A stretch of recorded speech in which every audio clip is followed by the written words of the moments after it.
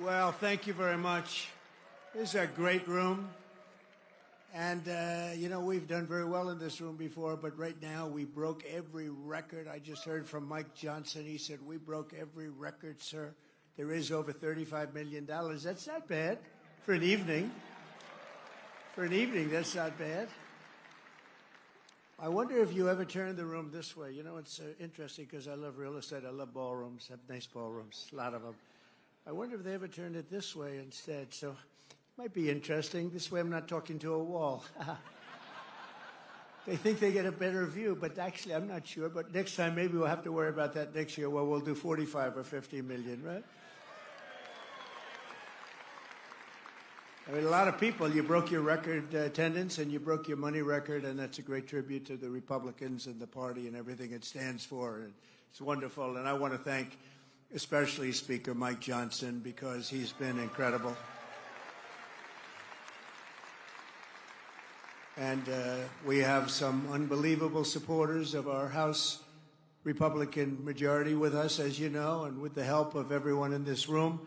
The next year's Republican Party is going to defy history. We're going to really defy it, and we already are. We're getting things done. It's going to be very interesting to see. This is going to be a very interesting year. We have an interesting time. We're making a fortune with tariffs, $2 billion a day. Do you believe it? I was told $2 billion a day. You know, I get hit by the press about tariffs. We're making $2 billion. This isn't 35 million, that's peanuts. $2 billion a day. And then they say, gee, they don't know. You know, this is only the enemy can be talking this way. In addition, we have a lot of countries coming to see us that want to make a deal.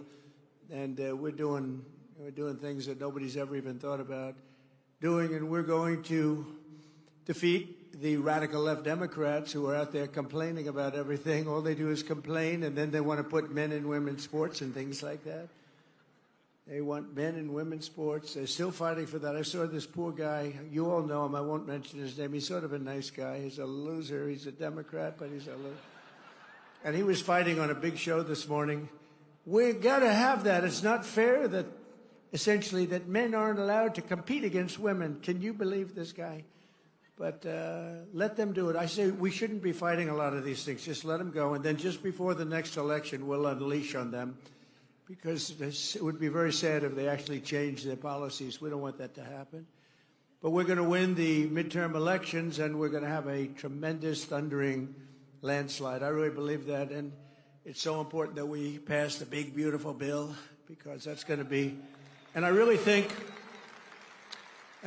we're helped a lot by the tariff situation that's going on, which is a good situation, not a bad. It's great. It's going to be legendary. You watch. Legendary in a positive way, I have to say.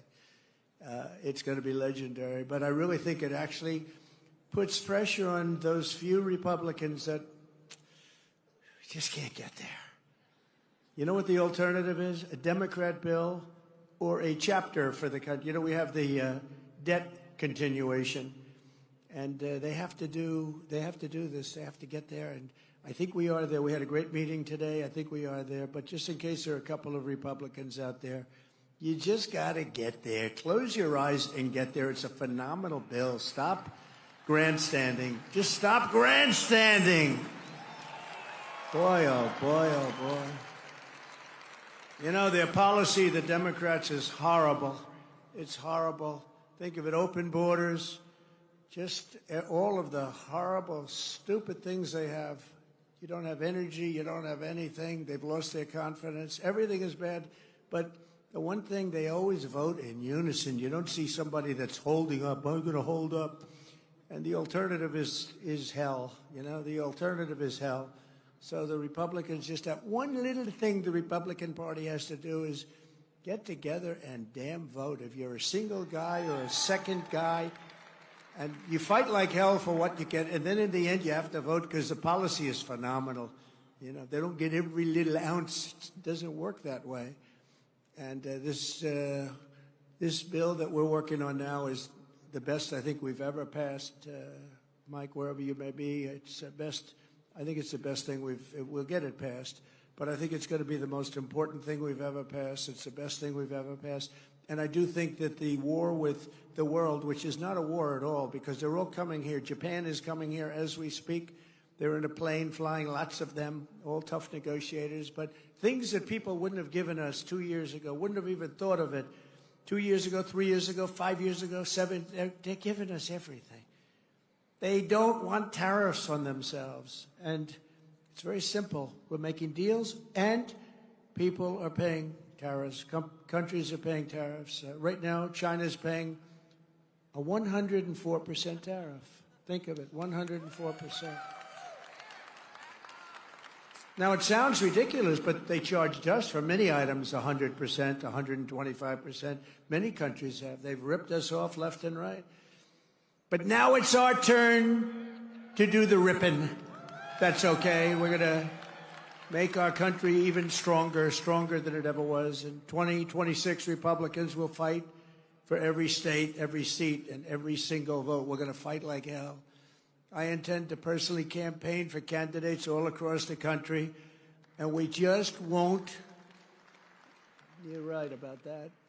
We won't just keep our majorities. We want to expand our majorities by a lot. You know, there's this thing about midterm elections that you have a president, and they never seem to win. I don't understand. They never seem to win the midterm elections, and I have no idea why. You know, we're not going to let that be a self-fulfilling prophecy. I have no idea why. We're setting records right now. We're getting more things approved than any president has ever done in the first 100 days. It's not even close. I had somebody say the most successful first month in the history. Now they said the most successful 100 days in the history of our country, and I believe that's right.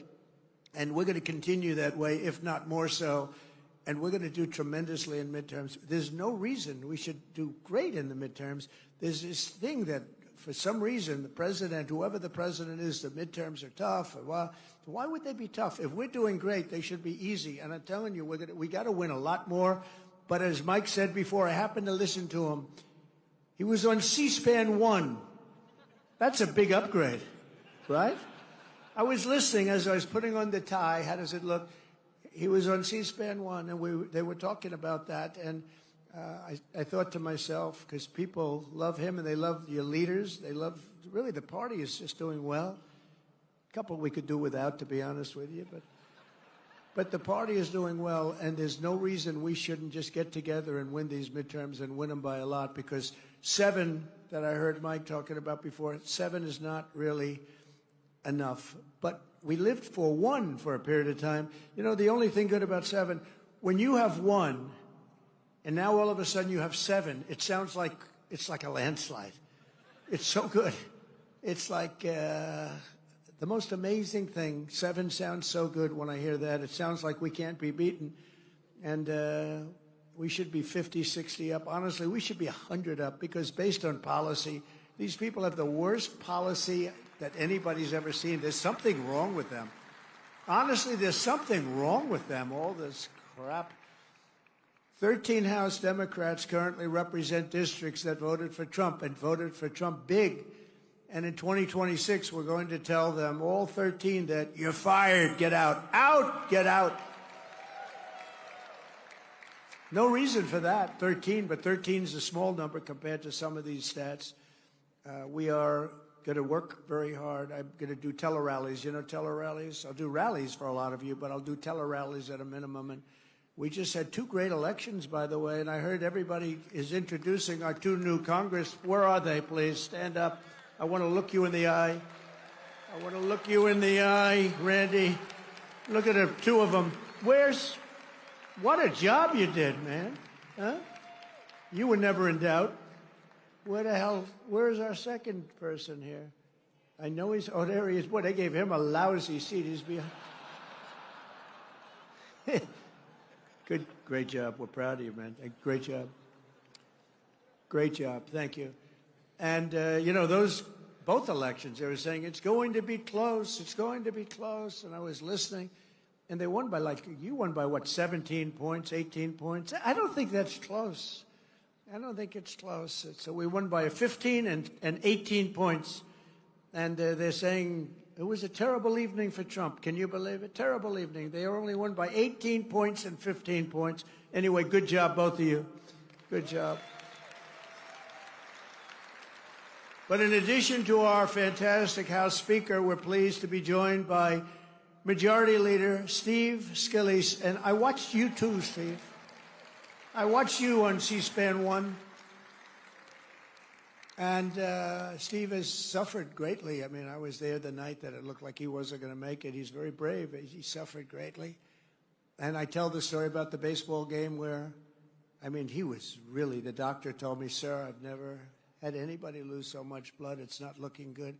And his wife loved him. She was such a disaster that night. She was crying. She was crying. Because I've been with people that were in serious trouble and the wives couldn't care. They couldn't care less. In fact, after they recovered, I said, do yourself a favor, get rid of the wife. She could. No, I'm only kidding, of course. I'm only kidding. I like to say I'm only kidding. That way, that cleans it up a little bit for the press. I say I was only kidding. No, I've seen some wives that were truly not bothered too much. I had one where the dog died and the husband died on the same day, and I said, it's too bad about Harry. No, but Lucy died. Lucy, oh my God. Harry didn't mean, he left her a fortune too. Can you believe it? Harry didn't matter. The dog mattered a lot. But I was with Steve, and he was really, that was a tough thing. And then, amazingly, he was, like a year later, he was in the baseball game against the Democrats, and he's playing second base. And he was having a hard time. It's a hard time getting around. And with his luck, a shot was hit to him on the ground, a ground ball. And he got down, and that ball was, no way that ball was, it was right at him, but really, it was whacked. I don't know who the hell hit it. It looked like a major league ground ball. And Steve went down and blocked that sucker and got on his knees and threw it to first base. It was the most unbelievable thing that it could happen. This was God watching a game, I'm telling you. Does everybody remember that? He blocked it, or knocked the hell out of his foot. Not his glove, it was his foot. And he got down and grabbed the ball, threw it out, and got the runner by quite a bit. And they then took him out of the game. And I said, what a great move. That was a good manager. They took him out of the game because you can't improve on that, let me tell you. But he had great courage, and amazing how he's done. And he's been very special, and all of us know it. He's really done great. Another man I've really gotten to know a lot, and I think he's fantastic, is Tom Emmer, Majority Whip. I think he's fantastic. Where's Tom? Where's Tom? Where is our Tom? Because I want to see his wife. His wife is better than him. He admits it. Oh, that's good. Hi, Tom. So where is she, Tom? Oh, no. She's not. She's home. She's watching C-SPAN. Yeah, I know. Thank you, Tom. Great job you do. And Lisa, you were up talking about Donald Trump tonight. And Lisa McClain, conference chair, she was talking about Trump. And I appreciate it, Lisa. Lisa, where are you, Lisa? Just like a roast. Thank you, darling. I saw your whole speech. I watched you and Steve and Mike. I watched the whole thing. Then they said, sir, we have to leave. You're going to be late. I said, I want to watch your speeches. And we have Richard Hudson, the NRCC chairman, who set the record tonight. Richard, great going. That's a great job. And Brian Jack, who was with me from day one of my political career, he was so fantastic. He was so fantastic. And he came to me, he said, do you think it would be okay? He wanted to run for Congress. He always wanted to run for Congress. It was the most important thing. But he was with me, knows so much about politics and boxing. He knows a lot about boxing, too, but he loves politics. But he really just wanted to run. I think his ambition was to be a congressman. And the seat came due. A good member of Congress actually retired, and Brian in Georgia. And Brian said, what do you think, sir? I said, well, you got my endorsement. And he won by a lot, and he's never looked back. He's a fantastic guy and a great political leader, a great politician. Brian Jack. Where are you, Brian? Where are you, Brian? Hi, Brian. Great job. Proud of you, Brian. and more than 160 members of Congress. And I'd like to really, you've done incredibly well. They're really looking back. And, you know, I said before, the Democrats have taken a lot of beatings. They have lost their confidence. They've gone crazy. They've gone crazy. How about this new one they have? Their new star, Crockett. How about her? Is that real? Are they serious about that? That's their new star? If that's their new star, they're in serious trouble. I mean, this is Crockett. Oh, man, oh, man. But we've done a job, but they've totally lost their confidence. And it's a hard thing when you lose your confidence, but they have. They've taken a lot of beatings, and now they're going to rely on Crockett to bring them back. Crockett's going to bring them back. You ever watch this? Last November, all the leaders here tonight were given a mandate from the American people. And at the presidential level, we won, think of this, all 7 swing states. We won the Electoral College 312 to 226. That's not bad. Remember? The fake news was saying it's going to be tough because people like Trump, but he should be able to get 270. I actually went to Nebraska and campaigned for 1 vote. I went to New Hampshire. I campaigned because they said that it could be we're 270, 269.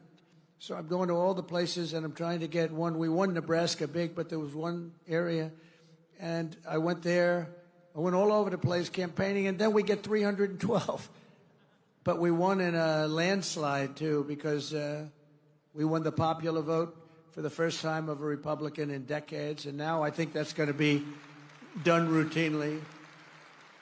We won 85% of all counties in America, 525 for them and 2,725 for us. That's that map that you see. It's all red except for the 2 corners. They have a little blue, a little line of blue. For the first time in history, all 50 states shifted toward the Republican Party. First time in history. It's never happened. It's a shift. It shifted Republican. And today there are more registered Republicans than any time in the history of our country. How good? How about that? Meanwhile, approval ratings for the Democrat Party have plunged to the lowest level ever recorded. They're at 26%. So you tell me about the midterms, right? 26, the lowest level ever for either party. The Republican Party is a much bigger party now than it was ever before. And I must say that it's the biggest now since you heard the name Donald J. Trump running as a politician. You heard the name before, but not as a politician. I said to my wife, you know, I think I'm going to do this thing. Do I have your approval? Yes, darling, I think you'll win. See, she's a supportive First Lady. I don't know if she believed it or not, but she said it. She said, yes, darling, I think you'll win. How do you think I'll do? Oh, darling, you'll win very easily, even though I've never done it before. I said, I have one problem. I've never done it before. She said, that doesn't matter. You're so talented. I said, thank you very much. This is why we get along. It's easy to get along like that. But we have far more people and far more enthusiasm than the party's ever had. I think I could almost say than any party's ever had. I don't think any party's ever had more enthusiasm than us and spirit. A lot of that's our leadership. The Democrats are a broken party with bad policy. They've lost so much, and look, both as politicians and as people, they've lost. The stage is set for a monumental victory for the Republicans in the midterms. And many of you, I guess most of you, and so many great congressmen and women here. You got some senators here also. But many of you are, all of you are up. We've got to win. We've got to work really hard, and we've got to win, because there's no way they should be winning based on policy, and it's ultimately about policy. We simply have to keep our promises to the people, and we have to very simply put America first. Put America first.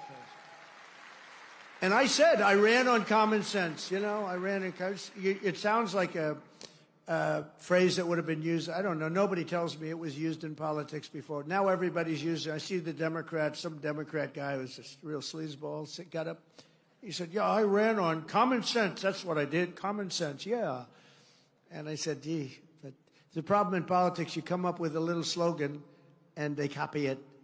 But, you know, they copied no tax on tips. Remember, I said no tax on tips. Nevada hadn't been won for many years by a Republican. and state of Nevada, and don't ever call it Nevada. You'll lose 25%. Call it Nevada. It's true. It seems almost nicer the other way. You know, Nevada sounds like Brooklyn. Does that make sense? I come from Nevada, but don't ever call it Nevada. Call it Nevada. But as you know, the corrupt globalist establishment that ruled our country for decades is now complaining that I'm doing exactly what I pledged to do in the campaign. All of these things, tariffs, the men and women's sports, everything. The borders, strong borders. We have the strongest border we've ever had today. It was just announced. Strongest border. They don't want to write that. You know, they forget.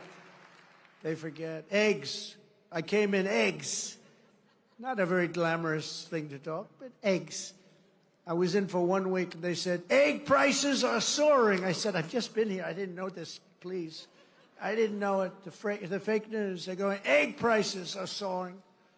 I said, man, I just got here.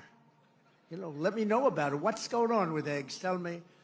So they gave me a little bit of a thing, and it's true. Under Biden, they soared like double, triple, quadruple. You couldn't even get them. They were not available. They said, don't use eggs for Easter. Use the plastic alternative plastic. We got, at Mar-a-Lago, we got plastic eggs all over the place. They said, don't use it for Easter. If you're doing an Easter egg hunt, do not use eggs. Well, we have a wonderful Secretary of Agriculture, as you know, Brooke Rollins. She's here someplace, I think. And she went after it. When she goes after something, we don't play games, right, Brooke? And egg prices are down now 87%, and you have all the eggs you want, 87%. And they didn't write about it. They don't talk about it. I go up, I make speeches about eggs all the time. I never get a reporter writing about it because we were successful. If you're a Republican, when you're successful in something, you have to toot your own horn. Talk about it because you're the only one that's going to. It's a rough business, I will tell you.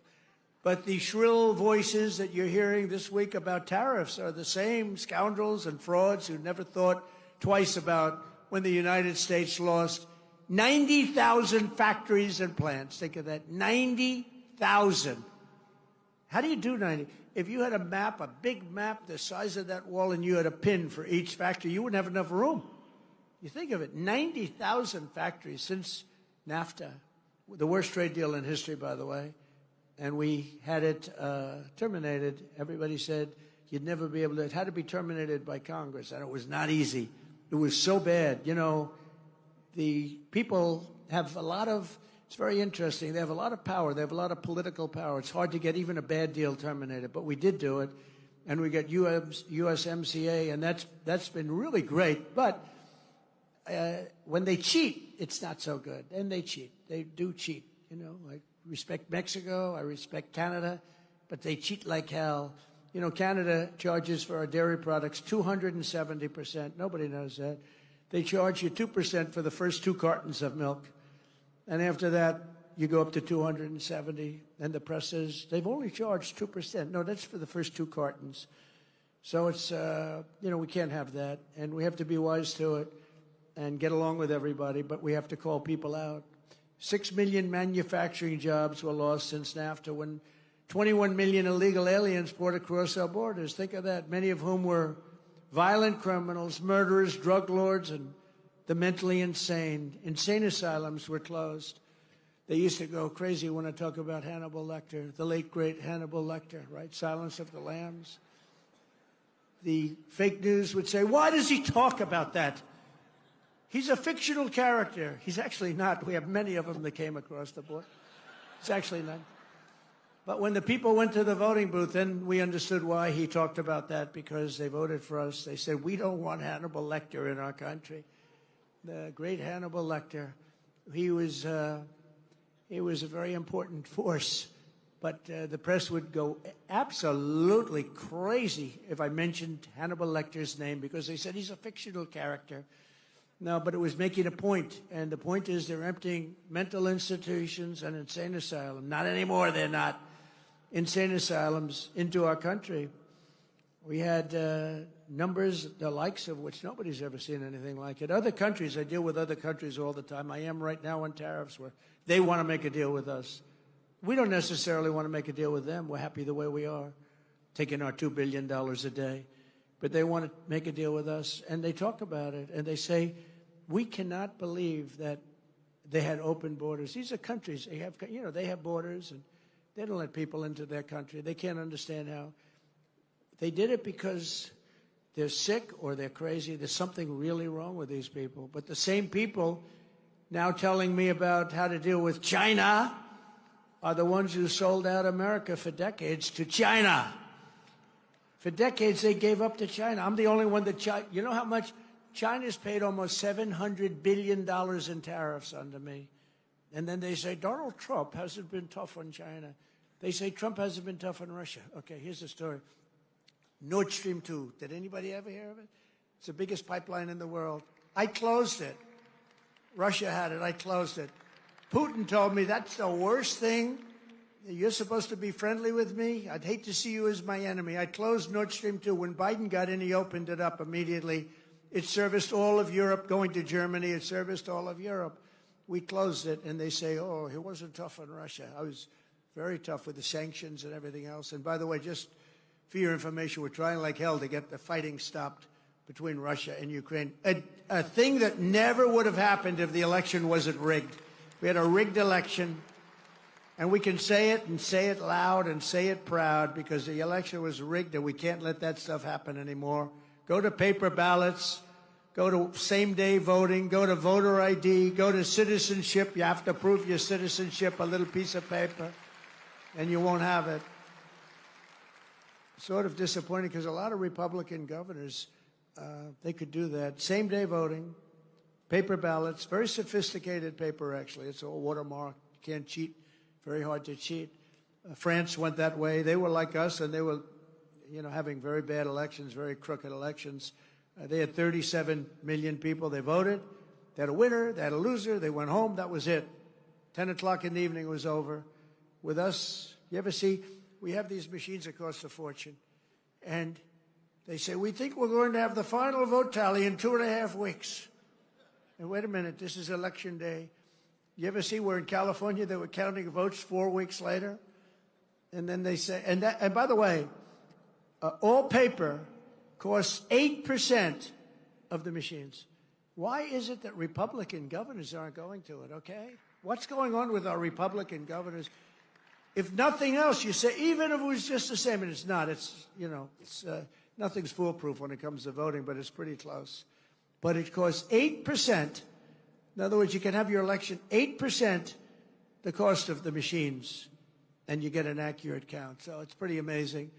They gave us NAFTA, mass illegal immigration, the Democrats did, the fake Paris Climate Accord, and the China's entry into the World Trade Organization. That was a wonderful day for us. China entered the World Trade. They've done pretty good. And, they didn't do things exactly by the books. And they were a developing nation. They still are. They say, we are a developing nation. We should be entitled to more.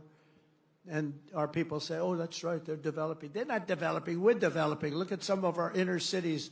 We got to develop them. But we can't let the Democrats get away with this stuff. But we're developing more than they are. The globalists have been wrong about everything, and so I wear their attack on me because nobody has ever been attacked like a man named Donald J. Trump. In the history of our country, nobody's ever, but I wear it as a badge of honor. Nobody has ever been attacked. I was under more investigations than the late, great Al Capone. He was the most violent criminal. He was the most violent mob boss in history, and I was under investigation far more than him. It wasn't even close. Our opponents are not afraid that our America First policies will fail. They're terrified that our strategy will succeed and we're going to get bigger and stronger and better as a party, and that's what's happening, and that is what's happening. It's going to be something, and I'm actually looking forward to the midterms. I really are. We're going to prove that all of their treasonous years of betrayal will not be forgotten, because it's treason. What they did is treason. When they allowed millions of people to pour in through open borders from all over the world, they came. To me, that's treason. What they've done to our country is unthinkable. The money we have to spend to take people out, and then we have judges that say, no, let Tren de Aragua come back into our country. They want him to come back in. Killers, they cut off a man's fingers because did you, sir, make a phone call to the police in Colorado? Yes, I did. You've attacked us and you've taken over our building. They took over real estate all over Colorado. You did, right? Give me your hand. Put the hand down. Boom. Cuts off his fingers. And they want him back. And how about the mix-up with the MS-13, where it wasn't a Tren de Aragua, it was an MS-13 killer. And they said, oh, they got him mixed up. Let's get him back into our country. No, we need people that are going to love our country. I'm proud to be the president for the workers, not the outsourcers. The president who stands up for Main Street, not Wall Street, who protects the middle class, not the political class, and who defends America, not trade cheaters all over the globe. They're trade cheaters. They cheated on us. They cheated with tariffs on us. They stole our money. They stole our jobs. And now people are going around saying, oh, we're not treating them right now. We're treating them very good, actually. They're lucky we're treating them so good. And, you know, when I have tariffs and I say, well, we're going to charge what they did. We're going to charge what they did. And then I say, I'm going to charge much less than they did. Believe me, we're actually being nice about it. But we're doing very well, better than we've ever done before. My job is not to maximize the profits of outsourcers and these foreign corporations are horrible. It's horrible what they're doing, but we're catching them. We're catching them by the dozens. My job is I have to defend the American dream, and I have to defend the American citizens. That's my job. I have to defend that. The American dream is never mentioned. It was mentioned for 4 years, and now it's being mentioned again, but it was never mentioned when we had Sleepy Joe in office. I used to have the hardest thing I had to do with Joe Biden is the nickname. Do I call him Sleepy Joe or Crooked Joe? Could we take a vote, please? Who wants to call him Crooked Joe? Who wants to call him Sleepy Joe? That's my problem. It's like the same. They both work. They both work beautifully. Joe had one ability that I didn't have. He said he was a good golfer. He's terrible. Somebody said the only time I got angry during our debate when he said he was a 6 handicap. He's not a 6. He's not a 36, okay? But he had one ability that I don't have. He was able to go to a beach, bathing suit in tow, because it looked like it was actually falling off. But he'd go, had a hard time walking through the sand because, sand is heavy on your feet. Carrying one of those 6-ounce chairs that are made out of aluminum that if you weigh a little bit too much, it just cracks in the middle when you sit down. And he could sit down in a beach with photographers on the beach. He's the president, so he had a minimum of photographers, but he still had photographers. And he could fall asleep. Who the hell could do that? Who could fall asleep? And he'd turn around and drool would be coming out. He didn't care. His wife didn't care. It's an ability that I could never fall asleep under those circumstances. I'd be very conscious of my body and what we look like. I'd be sitting up like this. And I'd say, darling, it's time to go. Let's get out of here. Well, it wouldn't most people. This guy could go to the beach, and he was out in seconds. Guys are shooting him. He'd be in the papers the next day, eyes closed, mouth open. The United States has been getting ripped off for 50 years, and we're simply not going to take it anymore, and that's what's happening right now. In 1950, the United States dominated global auto production, producing more than 75% of all of the cars on Earth. Think of that, 75% and even higher before that. Today, we produce 11%, while China produces 3 times more than we do. Let me tell you something. With the tariffs that we're doing, as you know, we have tariffs on automobiles. aluminum, steel, separate from the other tariffs, the baseline we call it. Companies are pouring back into our country with plants. There's a run on sites. There's a run on old plants. Most of them are being ripped down for new plants. They've stopped building in Mexico, 4 or 5 plants, and they're all coming into the United States. I know what the hell I'm doing. I know what I'm doing. And you know what I'm doing, too. That's why you vote for me.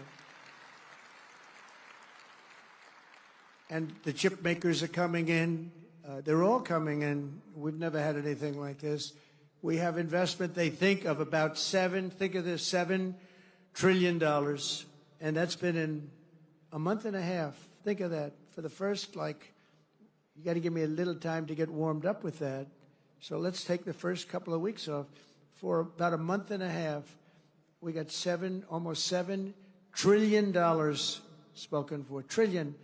We've never had that. I don't know if we've ever had it at any time, but if you go back and look at Biden and these other campaigns, any of them, they didn't have those numbers for the year. These are the biggest chip makers in the world, the biggest auto manufacturers in the world. $7 trillion of investment, and that means jobs. I look at it differently, not investment. I look at it as jobs. And they're coming in at levels that we've never seen before. And it is true that Mexico, they've stopped building plants, and those plants are now going to be built in the United States of America. So it's pretty exciting. All because of 2 things. They say, they want to be nice to me. They say, sir, because of November 5th, the election, and because of tariffs. I said, in that order? And the smart one said, yes, sir. First was that you got elected, and second was tariffs. And I'll accept that, But I will tell you, because of tariffs. But I'm the only one that would have done the tariffs, because everybody was afraid. They were afraid of being criticized because the globalists will go after you. For 7 decades, American ships have patrolled the seas. American troops have kept the pace and peace. And American wealth has enriched the globe. But despite all we have given to them, you will not find an American car in Berlin, in Tokyo, in Seoul, in Shanghai, not a car. I used to say to Angela Merkel, Angela, how many Chevrolets do we have in Berlin? Why, none, Donald, none. That's right, Angela, you got it. How many Chevrolets do you think we have in Munich, Angela? None, Donald. I said, you sent us 7 million cars last year. So we're going to start buying American-made cars or cars that are manufactured in America. And if you can do it, not part of what I was going to say, but one of the best things that I think I've come up with is interest deductions. If you buy a car that's made in America, you get an interest deduction on the money you borrow. And I love it. I hope you can do it, Mike. I hope you can do it, because I haven't bugged you about that. I've been talking about no tax on tips, no tax on Social Security, no tax on overtime.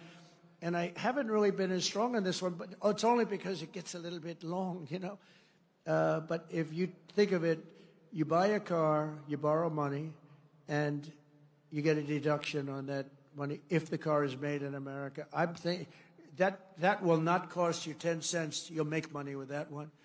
I think you'll make money actually in a certain way with the other 3 also. I think they're very important, and they were a part of our campaign. I was going to say before that in Nevada, that when I came up with the no tax on tips, I think that's why we won by a massive amount. And interestingly, they came up about a month and a half later. She was making one of her few speeches.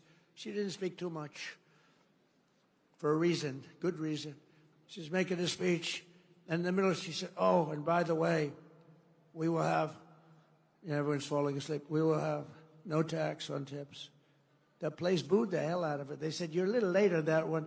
Because I was worried they'd copy me. It was so good.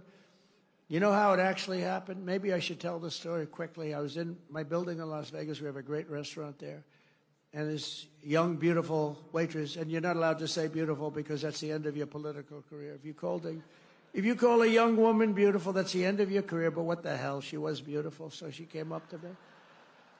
And she said, hello, sir. It's so nice to have you at the hotel. I said, thank you. I had a group of people. Some political people, actually. It's very interesting. And I said, how's everything going? She said, oh, it's so tough. They're after my tips. Who's after? The government. They're after my tips, constantly after my tips. They're after all of us for the tips. She said, "Sir, we should have no tax on tips." I said, "Say it again." "What?" "We should have no tax." She said it. This was my consultant, a waitress from my hotel. Most people go out, spend millions of dollars to come up with an idea. I said, she just said, "No tax on tips." That's the coolest thing I've ever heard. So I went outside. There were a lot of, we finished our wonderful meal, steak, went outside, and there were a lot of cameras, as there always are, unfortunately. I say, "Ladies and gentlemen, we're going to have a new policy all over the country, but specifically in Nevada. There will be no tax on tips." Right? And the cameras went wild. Click, click, click, click, click. And we won the state by a lot, so I don't know. So I have to find that waitress and thank her. She was my consultant, except I didn't pay her $2 million like the other consultants that we all get screwed by. Even worse than the tariffs other countries impose are the non-monetary barriers. That's a non-monetary. These are not financial. These are other things, what they do so that you can't get your product in that country. And China, as you know, is one of the bigger offenders. And it's not all China. Look, I get along with President Xi. I have over the years. But, you know, you just, when COVID came, that was the end. That was it. That was called the bridge too far. But I've always had a good relationship with a very smart guy, loves his country. I love our country. So, you know, we love our country. He loves his. I tell that to other leaders. You got to fight for your country. It's you're not going to fight for us. But we can't fight for you. We're fighting for other countries. We're trying to make them great without making us great. But those days are over. They steal our intellectual property. They rob our trade secrets. They manipulate their currency to levels that have never been seen before. Today it was announced that China is reducing its currency. Did you see that? Big, big. In other words, they're going to make up for it. They got every trick in the book. I'll tell you, they are great. You got to hand it to them. You got to hand it to them. They're manipulating their currency today as an offset against the tariffs. You're not supposed to do that. The game isn't supposed to be played that way. It makes it very hard for us. But in the end, it's not good because they have to buy oil. See, we don't need oil. We don't need oil and gas. We have more than any other country. They have to buy it. That's where it hurts them when they do that. It costs them twice as much. And they ship their products through every one of our trading partners, running up our deficits with these countries. They sell a lot. You know, when you put a tariff on them, they sell it like with steel. They were dumping tremendous amounts of steel into our country during my term. I saved every steel mill. We only have steel mills because of what I did. I put a high tariff on them, 25 and then 50%, and it stopped. It stopped. They were dumping so much steel, we would have lost every single steel mill. The people that like me best are the people in the steel business, but I think the auto business is going to be right there. I think chips are going to be there. I think pharmaceuticals are going to be there. Because, you know, we don't make our own pharmaceuticals, drugs, and other things to get better. They're made in other countries. And you pay a number, I mean, the same package in our country compared to like London and other places is sometimes 10 times more. 10 times more. Something that sells for $88 in London sells for $1,300 here, made in the same factory by the same company. And that's over. I told them all that's over. They put all of their research and development money. They put everything. But what they don't tell you is that these other countries are smart. They say you can't charge more than $88, otherwise you can't sell your product. And the drug companies listen to them. But we're going to do something that we have to do. We're going to tariff our pharmaceuticals, and once we do that, they're going to come rushing back into our country because we're the big market. The advantage we have over everybody is that we're the big market. So we're going to be announcing very shortly a major tariff on pharmaceuticals, and when they hear that, they will leave China, they will leave other places because they have to sell. Most of their product is sold here. And they're going to be opening up their plants all over the place in our country. We're going to be announcing that. So that's breaking news. Ladies and gentlemen, we have breaking news. That's what's going to happen. What other presidents allow China to get away with is absolutely criminal, but I'm not like the other presidents, and it's not going to happen under President Trump. It's just not going to happen. After all of the abuses they've perpetrated, China's attempting to impose additional unjustified tariffs. Just so you understand, they all got rich because of tariffs. You know, now when we do it, oh, it's so terrible what Trump is doing. It's so terrible. They got rich. And not only China, many countries. I mean, you look at Vietnam, you look at so many, I could name 50 right now. Biden couldn't do that. He couldn't name any. Name one country. Name any country. What's the name of our country? He doesn't know. That's why additional tariffs on Chinese goods are in place effective midnight tonight at 104%. Until they make a deal with us, that's what it's going to be. I think they'll make a deal at some point. China will. They want to make a deal. They really do. They want to make a deal. They just don't know how to get it started because they're proud people. China will now pay a big number to our Treasury. This is all taxes. And don't let them keep telling you that this is a tax on our people. I hate that. You know, they say it's a tax. No. Often, much of it is paid. And hey, look what happened during my first term. We had no inflation, and yet I took in hundreds of billions of dollars in tariffs and taxes from China. No other president got 10 cents in tariffs or taxes from China. I got hundreds of billions of dollars. Hundreds of billions of dollars. And I still got along with them because they understood what they were doing was wrong. They understood it. When you explain it, they sit up, they say, I've had numerous leaders tell me, you're right, sir, I was waiting for you to bring this up. Because some of the trade deals that were made by predecessors as president were so bad, you almost wonder who did these deals. They were either crooked or stupid. They could be nothing else. They were either stupid or crooked. It's terrible, but it's all being changed. I changed a lot of it in the first 4 years. But it's all being changed. You know, in the first 4 years, we had the most successful country in history in terms of economics. We had an 88% increase in the stock markets. We had an 88% increase. There's never been any president that had an 88% increase. We had 88%, and there were a lot of happy people. And I think we're going to do much better than that this time, because this time I'm doing what I want to do with respect to the tariffs. I think we're going to do much better. And just remember the numbers. When you get up to $2 billion a day, $2 billion a day, they're saying, sir, can't be that, can it? I said, yeah, it can. It's the biggest transaction ever made. This is bigger than any deal. You guys, some of you work for companies. Your companies are peanuts. I don't care how big they are. This is the largest transaction in the history of our country. And don't let some of these politicians go around saying, you know, because I'm telling you, these countries are calling us up, kissing my ass. They are dying to make a deal. Please, please, sir, make a deal. I'll do anything. I'll do anything, sir. And then I'll see some rebel Republican, you know, some guy that wants to grandstand, say, I think that Congress should take over negotiations. Let me tell you, you don't negotiate like I negotiate. Congress takes over negotiating. Sell America fast because you're going to go busted.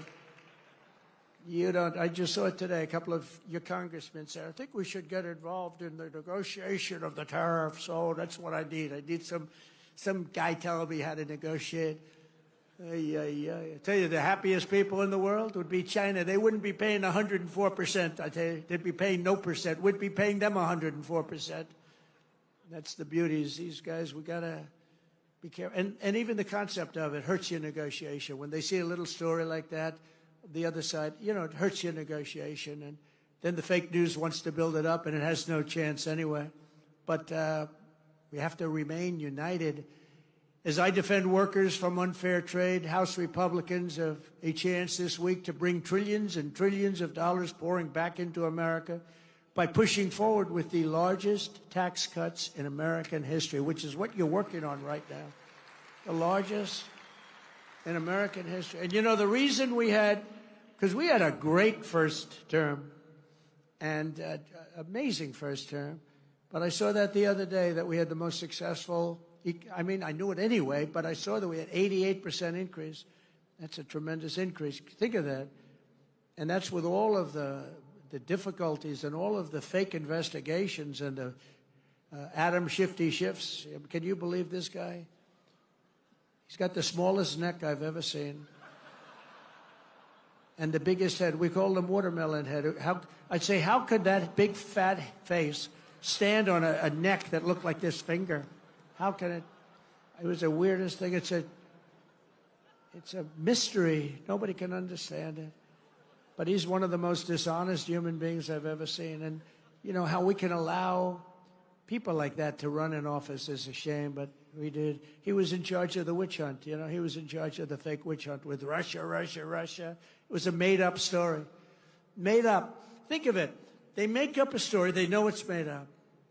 It's gone on for a year and a half, 2 years. Russia, Russia, Russia. I knew nothing about it. The only thing I knew was that I taxed the pipeline that I told you about, that I put all sorts of sanctions and everything else.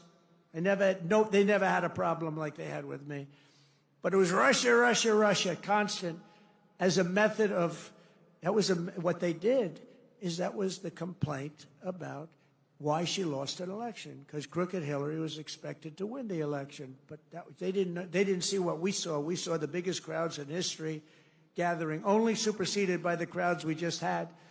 But here's a guy that goes out, and he goes to an intelligence hearing, or whatever you might call it, and it's supposed to be secret. He'd walk out. He'd either make a call off the record, this is crooked Adam, shifty Schiff. He's a shifty Adam. Or he'd just go out blatantly and have a news conference. And because it had to do with me and my family, he'd go out and have a news conference. And he said, you know, you've got to remember, he knows it's a hoax because he made it up with crooked Hillary. So he knows it's a hoax because we're dealing with human beings on the other side. He'd say, Donald Trump Jr., the son of the President of the United States, will spend many years in prison because of what he's done with Russia. Now, think of that statement on a human basis. I have a son, a young son, who is being told that he's going for prison on something he doesn't even know what they're talking about. He said, Dad, I don't know what's going on. They keep talking about I'm involved with Russia. I don't know anything about Russia, I swear to you, Dad. And yet, Adam Schiff goes out and makes a statement about a hoax that he made up, that he knows is false. How bad a human being do you have to be? They put my son and my family through that kind of trauma. These are bad people. These are sick degenerates. And I used to be much nicer to them. I gave them the benefit of the doubt, but I've just seen too much. They make up a story about Russia. It's a hoax. And eventually, now they've all admitted it was a hoax. On to the next one. That's Russia, Russia, Russia. But they know it's a hoax. And they say about a young man that he's going to spend the rest of his life in prison because of what he's done with Russia. He knows it's a hoax. How bad do you have to be to have that happen to your son? And, you know, it has a bad effect on a family, a bad effect. You know, are you okay, Don? I am, Dad, but I don't understand. They keep tying me to Russia. I don't know anything about Russia. He didn't know a damn thing about Russia. It's a disgraceful situation. That's why we got to kick their asses in the midterms, and we got to kick their asses again in 4 years. If we slash taxes on American workers and producers, our economy will soar, jobs will surge, manufacturing will boom, and our country will prosper like never, ever before. We got to get this big, beautiful deal done. We got to get it done. And get it done now. Don't wait 2 weeks. Don't wait 2 weeks. See, bad things happen. Crazy things happen in politics. Just get the damn thing done and stop showboating. A couple of people want to, sure, we got to get a little bit more. A little bit more. You know what you're going to get? You end up getting nothing. You end up getting a Democrat bill or worse. In the past 11 weeks, we've already created 350,000 jobs. It's unprecedented, including 10,000 manufacturing jobs that we haven't even started yet. Gas prices, you know, when I came in, they said he campaigned on prices coming down and prices are going up. They're not going up, they're going down. Gas prices are way down. In fact, they had something $2.50 a gallon. I saw on television a little while ago in between watching my great friends on C-SPAN. I saw that the prices are down to $250, $260, $275. It was, when I came in office, it was $350, $375. But prices are coming down. Prices on groceries are coming down. Prices of eggs are down like 87%. 87, you know, they got me with that. I told you. Before I even got in office, they were telling me about, they're down close to 87%. And core inflation has dropped to the lowest levels in 4 years. And as I said, we had no inflation in 4 years, despite the fact that I took in hundreds of billions of dollars in tariffs, so we hadn't even started yet.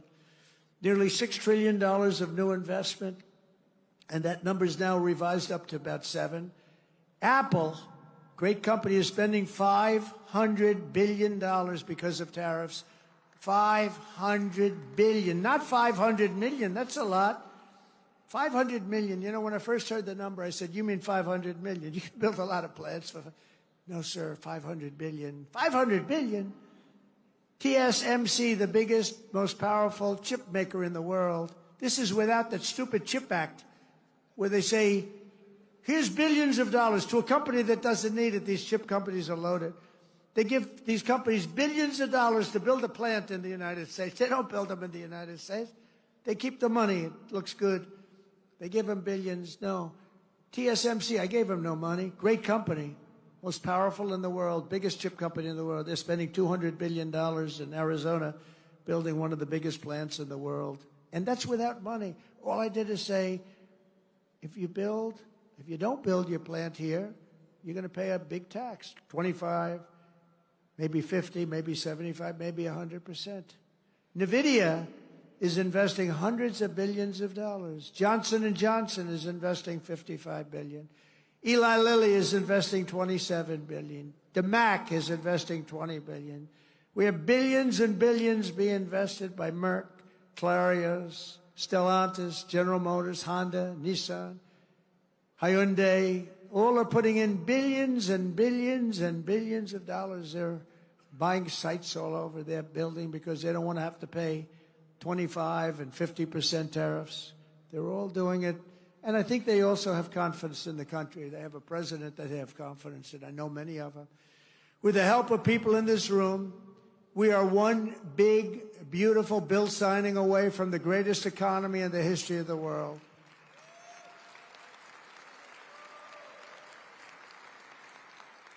And it's an overhang. You know, this bill's an overhang because if it doesn't get signed, we will have imposed the biggest tax on the people of this country in our country's history by 40%.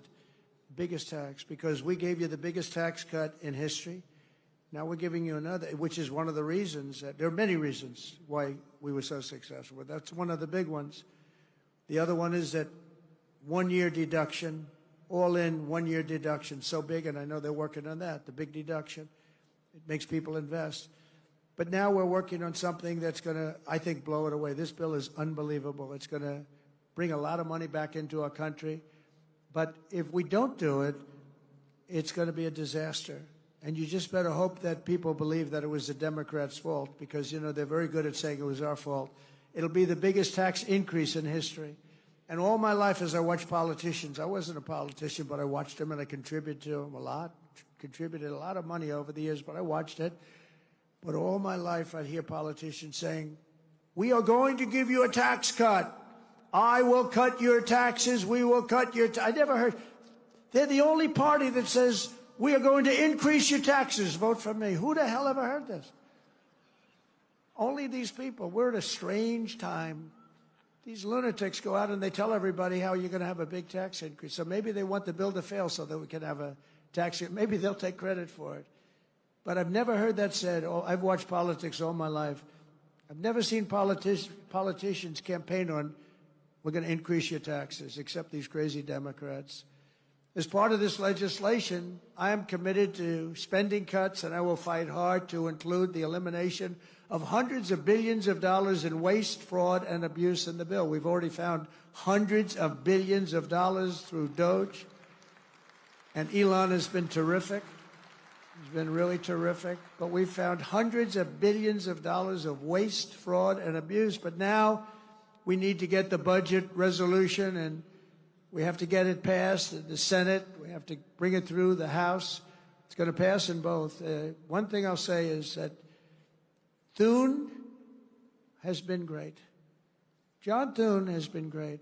And he's worked with your great leader hand in hand. Those two bills are coming up together, and they're very similar. And I didn't know if that would happen because you have a lot of different rules, procedures, complicated stuff.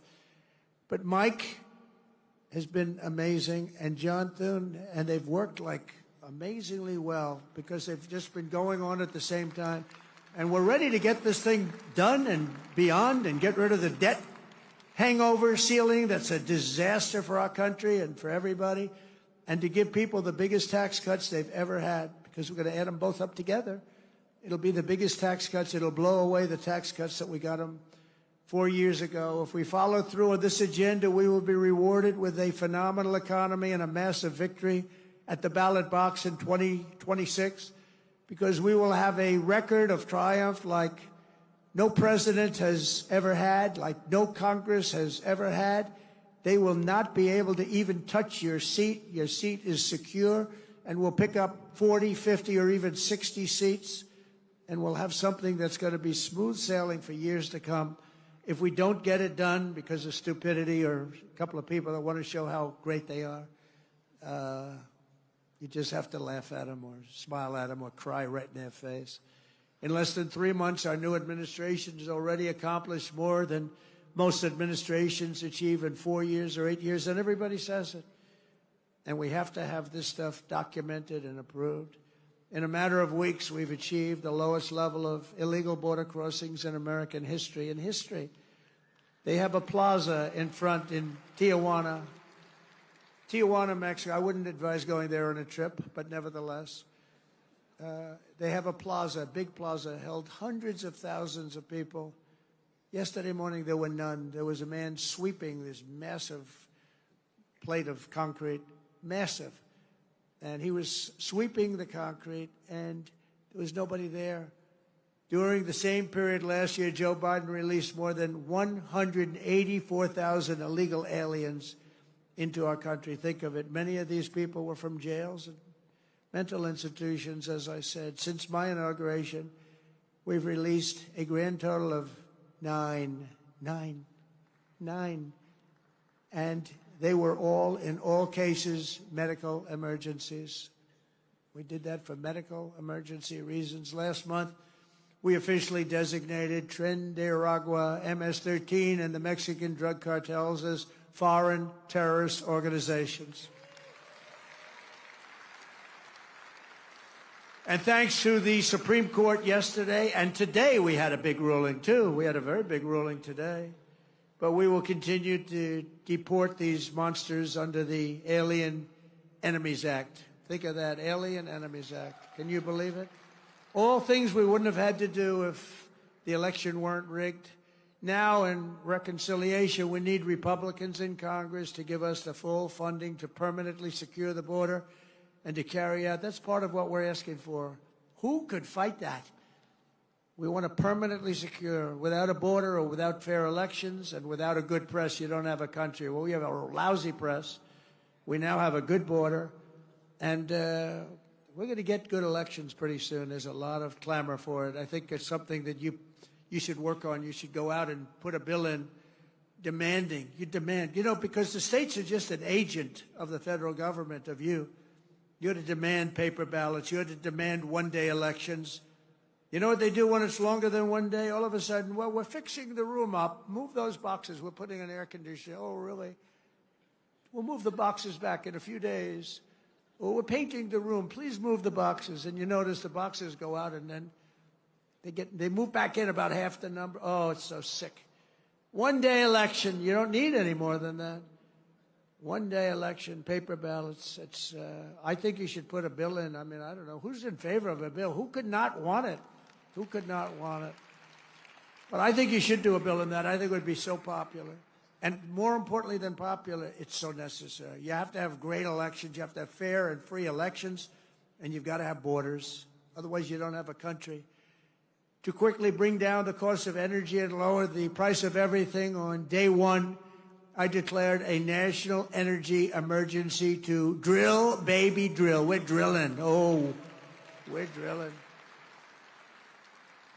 I withdrew from the unbelievably expensive for us, the Paris Climate Accord. So we were paying, it would have cost us $1 trillion, $1 trillion. China doesn't come into it till like 2035. Russia's based on a 1992 standard when the air was dirty. India was based on a very low standard. Except the United States, we had to pay immediately. We would have spent trillions of dollars on that scam. And it sounds so nice, the Paris Climate Accord. What a beautiful name. Isn't it beautiful? It was a ripoff of the United States. Well, don't forget, I'm negotiating with these people, but if you really look, the European Union, why was that set up? It was set up to screw the United States of America. They formed a group of countries, got together, and let's make life miserable for the United States of America on trade and other things, and they have done that. They've done that. They've treated us very badly. We don't sell cars into the European Union. They won't take our agriculture. They want their own, but we take their agriculture, we take their cars by the millions. I terminated the Green New scam, one of the great scams, one of the great hoaxes in the history of our country, only superseded by Russia hoax. I canceled Joe Biden's insane electric vehicle mandate where everybody had to have an electric vehicle in a very short period of time. Everybody was forced to have an electric vehicle. They built some power stations in the Midwest. They look like gas pumps with electricity, right? They spent $8 billion, and 4 of the 9 of them don't work. 4 of 9, they built 9 or 8, but half of them don't work. They spent $8 billion bringing the cables, bringing the wires. What a great investment that was. Billions of dollars they spent. Now people can go out and buy a gasoline-powered car, a hybrid.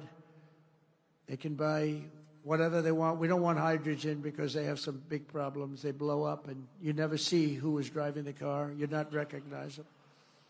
That's a big problem. They would tell me about, sir, I'm really liking hydrogen cars. I said, but isn't there a problem? Yes, they tend to blow up on occasion. I said, how bad is it? Well, we found body parts 250 yards away from the car. We think it was Mr. Jones, but we're going to go to see his dentist and see if we can.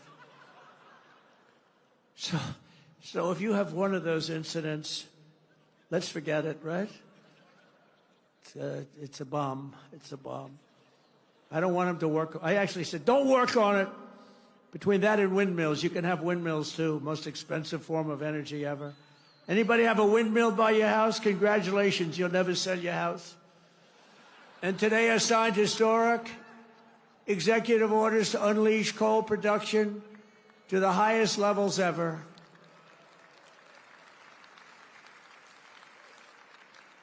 Because, coal is the most powerful thing. We have more of it than any. We have more liquid gold under our feet, oil and gas, and we have more coal than any other country. No other country has as much as we have. All different forms of coal. And take a look at China. They're building 2 coal plants a week. Think of that, 2 a week. We are screwing around with wind. Oh, wind. These people are crazy. They say, oh, it's great for the environment. Yeah, it kills all your birds. You want to see a bird cemetery? Walk under a windmill sometime. Got birds all over the place. They're screaming for help. They got whacked. The environmentalists, it's an environmental dream. You know why? Because you're never going to have energy. They're the most expensive form of energy there is. 10 times more expensive than clean natural gas. 10 times much more expensive than coal. And they're very unreliable.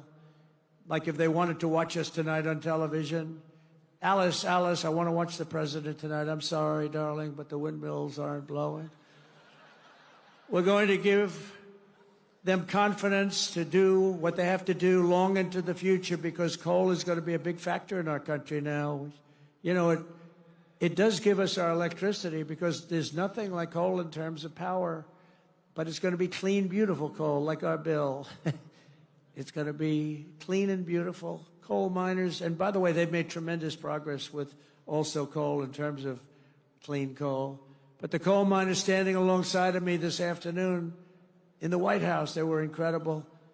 They were a beautiful sight to behold. These are really great American patriots, beautiful guys. I didn't want to have any arm wrestling contests with any of them, I can tell you that. They're good, strong guys. That's what they want to do. They love to dig coal. That's what they want to do. They don't want to do gadgets and widgets and wadgets. They don't want to build cell phones with their hands, their big, strong hands, and doing a little thing. Remember when Hillary Clinton went to West Virginia? And she had decimated them 3 weeks before in, like, some state where they make little tiny circuit boards. And she said, we're going to teach the miners in West Virginia how to make a circuit board with little tiny things. He said, we're going to teach them. And then she went to West Virginia. She was in the campaign, and she had to go there. Do you remember that stop? It was memorable. It was one of the worst. Did they go after her? And one of the miners said, I don't want to do anything else but dig coal. I want to dig coal. They said it today. That's what they love. They love doing it. It's like that in a lot of industries. People love doing what they're doing. They want to dig coal. That's what they want. They don't mind going deep in earth. They feel comfortable there. Me, I could do without it. But they feel comfortable. They're incredible people, actually, hardworking, incredible people. And we're giving them their lives back. We've also begun the largest deregulation campaign in history. For every one new regulation, I have directed that 10 old regulations must be eliminated before the first one can go into effect. And we're working tirelessly to restore peace through strength and bring back the hostages held captive abroad. We've brought a lot of them back already, but what a sad situation that is. What a sad situation that is. That would have never happened if I were president. October 7th would have never happened. And I said Russia-Ukraine would have never happened. All this stuff, inflation would have never happened. Afghanistan disaster would have never happened. Most embarrassing moment in the history of our country. Not leaving. I was going to leave. I'm the one that got them to a point where they could leave. But I was going to keep Bagram, the air base, one of the biggest in the world. I was going to keep it, not for Afghanistan, because it's 1 hour away from where China makes its nuclear weapons. Wouldn't it be nice to have it? You know who occupies it now? China occupies it now. Can you believe how stupid this guy was? On top of that, they get blown up at the airport, leaving the wrong airport. They didn't leave from Bagram. They left from a local little airport, which was crowded and like crazy with the people from the towns and cities. And the bomb went off and decimated hundreds of people, killed hundreds. We lost 13 soldiers. But we also had 42 or 48 horribly injured. Arms, legs, face, horribly injured. All because we had a stupid leader. Should have never happened. Should have never been involved in that. We're also joined tonight by a number of brave souls who were recently released from Hamas captivity. Hamas is just a disaster, the level of hatred. Where are the people? Hamas, they understand what that's all about. Where are you?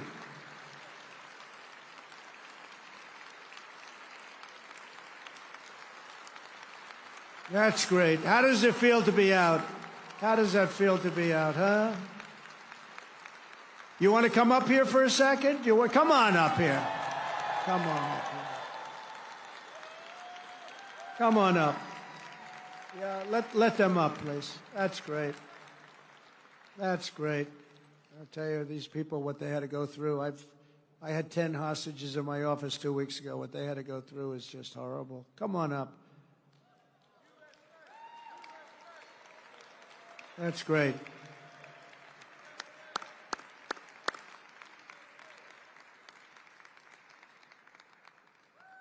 That is so nice to see you. That is so nice.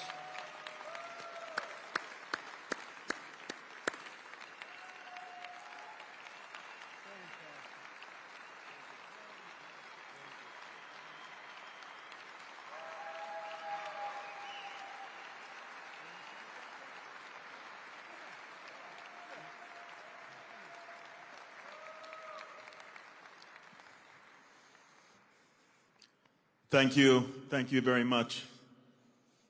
President Trump, I'm here and I'm alive. President Trump, you saved my life.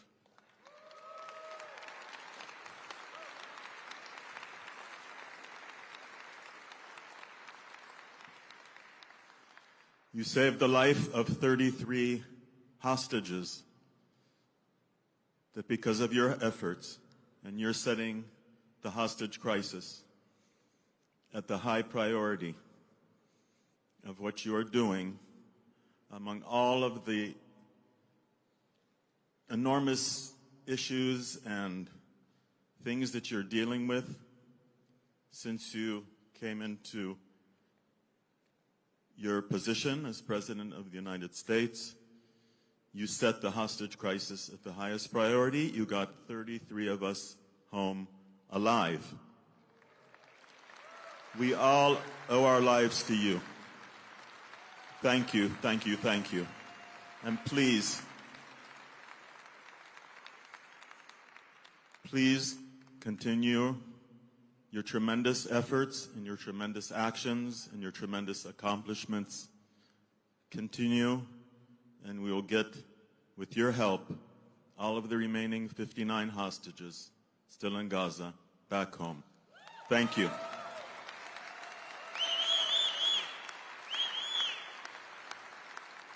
Thank you, President Trump, for bringing my Keith home.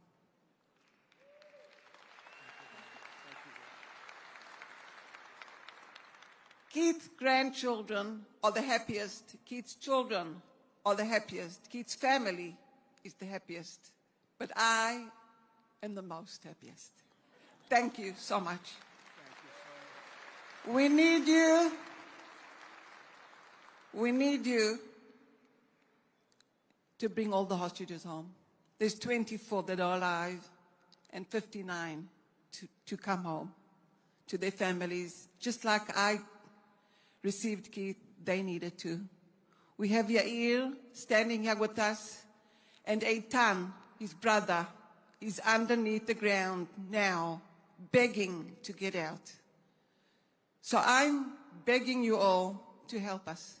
We need your help. Thank you.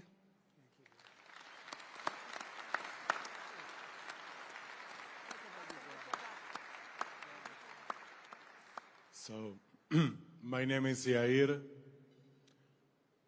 I've been in hell for 498 days. I've been held in hell with Hamas terrorists.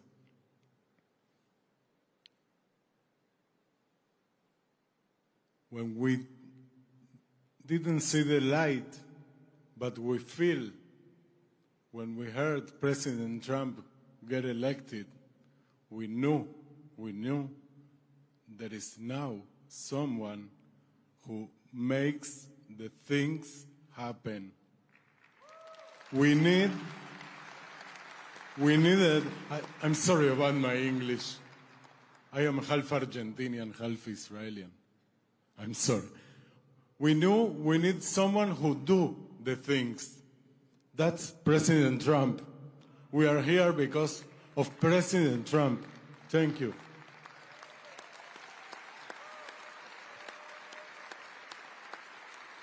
Thank you for your efforts. It's really surreal to be here. You know,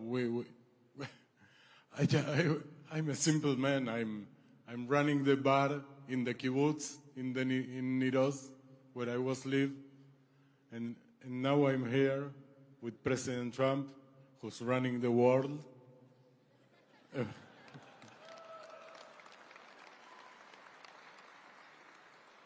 We are thankful. We are really thankful, but humbly we ask for more. The last push, the last 59 people, the last 59 hostages, among them my brother Eitan, and what is Liran brothers Zivi and Gali and Eviatar, all the brothers, all the families. In a few days we mark the Passover, right? Pesach. It's a family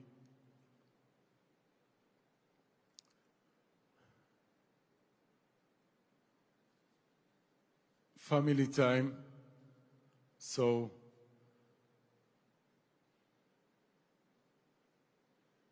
I expect that in the next Seder,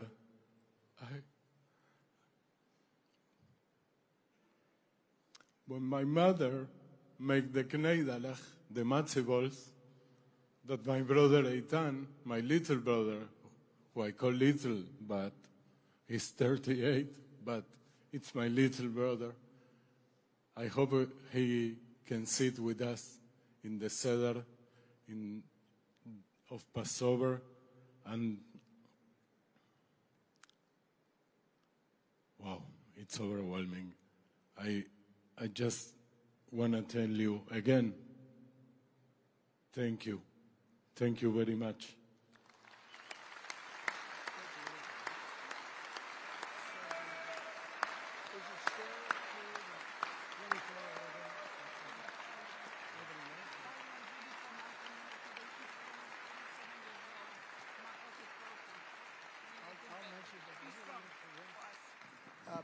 I just want to say, I said, of the 59 people that you want to bring home, how are they and how are they doing? Do you have any idea? Because they left that whole scene not long ago, and they said, well, of the 59, 24 are living, the rest are dead. I just heard that. And I was told that before by somebody else. But 24 are living, the rest are dead. These are young people, largely young people. Young people don't die. Young people are killed, they don't die.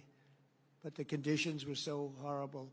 But think of that, so of the 59. And I've had Israeli parents tell me that my son is dead, but please bring him home. As though he were alive, she wanted him brought home more than, it just seemed almost more than if her child was living. Amazing. They wanted the mother and father, in 3 other cases, they wanted to have them brought home. I said, how is he doing? He's dead. It's only his body, but we want him home. So there's an amazing thing. But the 59 that you mentioned, you said that 24 were alive and the rest are dead. This is a terrible thing that's going on with Hamas. Terrible. The hatred is so incredible. It's unbelievable. And the way they were made to live was not even understandable, I think, by anybody in this audience. And you have great people in this audience that love you, and they're going to fight for you. And I just want to thank you very much. Thank you.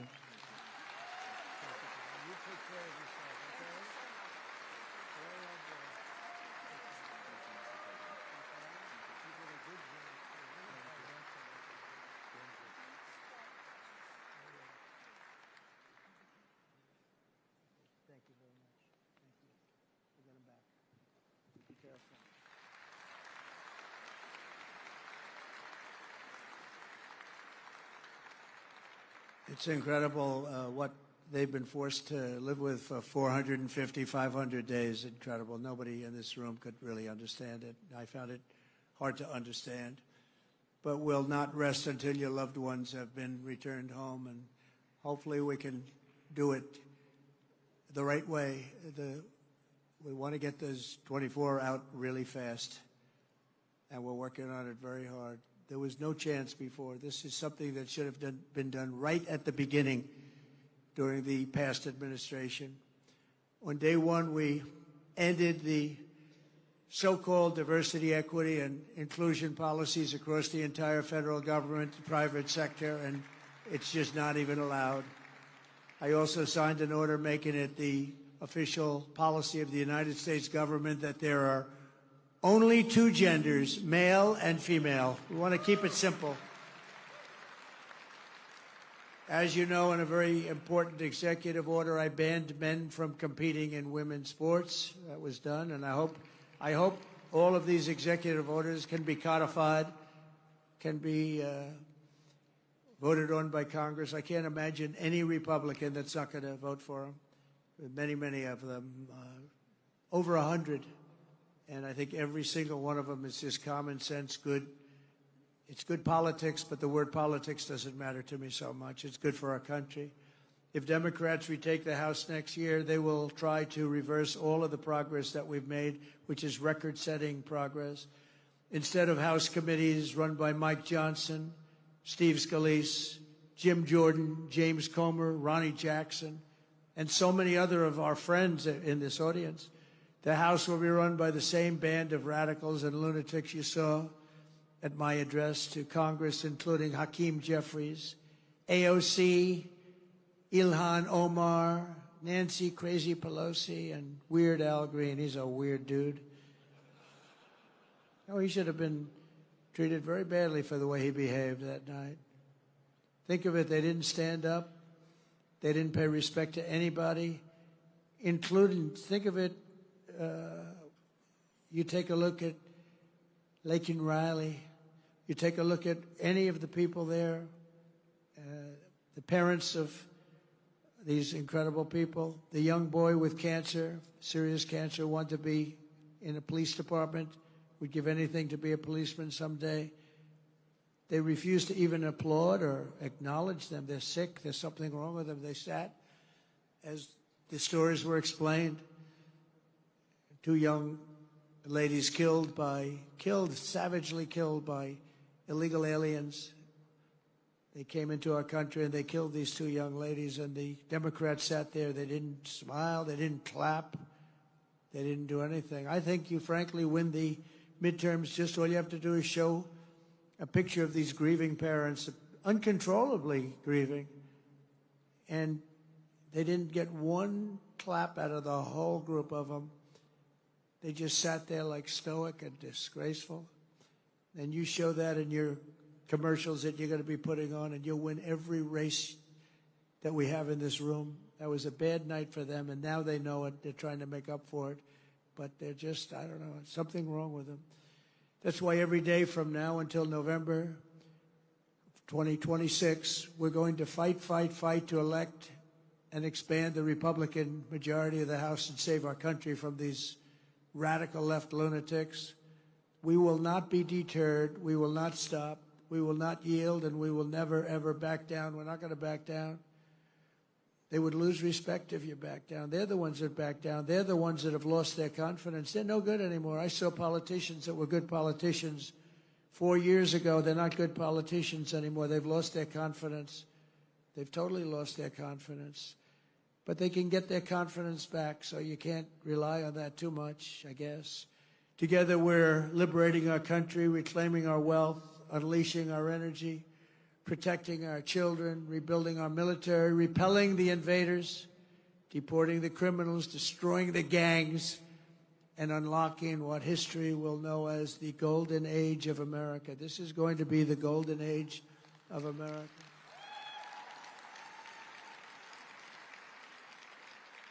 With your support, your commitment, and your help to elect more Republicans, we will finish the job that we have really brilliantly started. It's been a brilliant period of years, and we go back to 2016. It was brilliant. Then they stole it from us by illegally rigging the election, and we did great in that election, but we had to write it off, and we all went through hell. I went through hell in particular. Indictments. What we had to go through is hard to believe. Impeachments, 2 impeachments over nothing, over a phone call that was perfect. They knew it was perfect. And they found out after they realized that the calls were essentially taped by the government because you were talking to a foreign leader. And when that was played back, they didn't know what the hell to do. But they went forward with it anyway because they're sick people. The American dream will come roaring back in our country. Together, we're going to make America greater than it's ever been before. And I just want to thank you and congratulations on your record evening. And I'm with you all the way, and I'm going to be campaigning with you, and we're going to win, win, win like we've never won before. And thank you to your leadership. And Mike, great job. You're doing a fantastic job. Thank you all very much.